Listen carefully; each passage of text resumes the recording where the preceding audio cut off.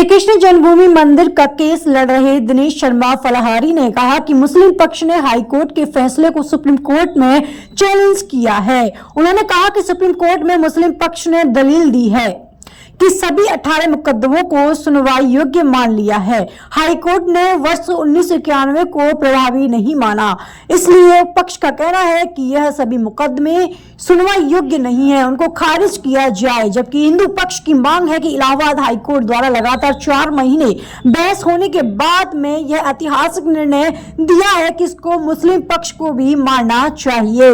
दिनेश शर्मा फलाहारी ने कहा कि मुस्लिम पक्ष के पास में कोई भी प्राचीन साक्ष्य नहीं है जिसको वह न्यायालय में दिखा सके, जबकि हिंदू पक्ष ने सभी प्राचीन साक्ष्यों की कॉपी न्यायालय में जमा करा दी है। दिनेश शर्मा ने कहा कि हिंदू पक्ष के पास भी जितने भी प्राचीन साक्ष्य थे, जैसे खसरा खतौनी की नकल, पुराने कैवेट की नकल, नगर निगम का एसेसमेंट, रेलवे का मुआवजा, बिजली का बिल, पानी का बिल, जमीन की रजिस्ट्री की फोटोकॉपी आदि सभी न्यायालय में जमा करा दी है। न्यायालय ने लगातार वर्शिप एक्ट 1991, वक्फ बोर्ड एक्ट, इम्प्लीमेंटेशन एक्ट पर दोनों पक्षों को सुनने के बाद में ऐतिहासिक निर्णय लिया था कि यह सभी मुकदमे सुनवाई योग्य हैं। उन्होंने कहा कि मुस्लिम पक्ष पर कोई भी साक्ष्य नहीं है जिससे वह यह साबित कर सके कि यह मस्जिद पहले बनी थी।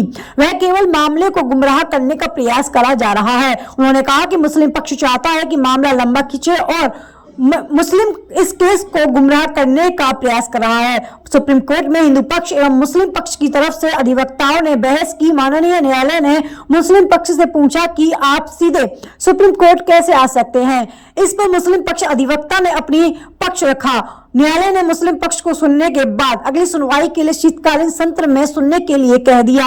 अब श्री कृष्ण जन्मभूमि स्थान मामले की सुनवाई शीतकालीन सत्र के बाद होगी। इस मौके पर राष्ट्रीय संरक्षक वेद प्रकाश कटियार, रिटायर्ड कमिश्नर, राष्ट्रीय मंत्री डॉक्टर जमुना देवी शर्मा, महानगर अध्यक्ष नरेश ठाकुर, प्रदेश महामंत्री राजेश चतुर्वेदी, प्रदेश मंत्री मीना गुप्ता, जिला अध्यक्ष गुंजन शर्मा, राहुल गौतम, विश्व हिंदू परिषद के नेता जयराम आदि लोग मौजूद रहे।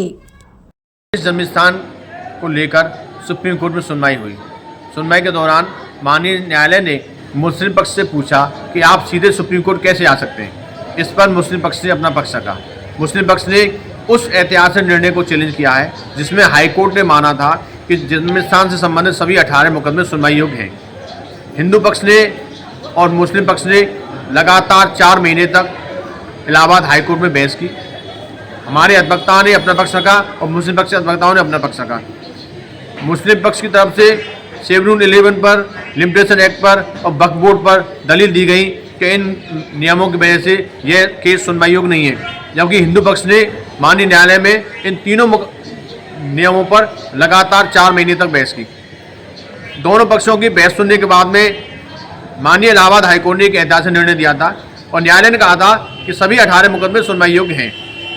उस आदेश के खिलाफ मुस्लिम पक्ष सुप्रीम कोर्ट गया और सुप्रीम कोर्ट ने दलील दी कि वहाँ पर वर्शिप एक्ट 1991 को प्रभावी मान लिया है, जबकि यह पूजा उपासना अधिनियम यहाँ पर लागू होता है। तो हम तो हिंदू पक्ष मुस्लिम पक्ष से यही अपील करना चाहते हैं कि आप लोग न्यायालय का सम्मान कीजिए, न्यायालय के फैसलों को माने, जबकि मुस्लिम पक्ष बार बार कोई भी आदेश न्यायालय करता है सुप्रीम कोर्ट चला जाता है। माननीय न्यायालय ने सुनने के बाद में अगली सुनवाई के लिए शीतकालीन सत्र के बाद सुनवाई के लिए कहा है। हमारी मांग न्यायालय से यही है कि हमने जो प्राचीन साक्ष्य जमा किए न्यायालय उन पर विचार करे। मुस्लिम पक्ष के पास में कोई भी ऐसा साक्ष्य नहीं है जिससे वे कह सकते कि मस्जिद पहले बनी है। हिंदू पक्ष के पास जितनी प्राचीन साक्ष्य थे, खसा खतौनी नकल थी, पुरानी खेबेट नकल थी और नगर निगम का असेसमेंट था, रेलवे का मुआवजा था और जो 13.37 एकड़ जमीन है उसकी रजिस्ट्री कॉपी भी हमने न्यायालय में जमा कर दी है।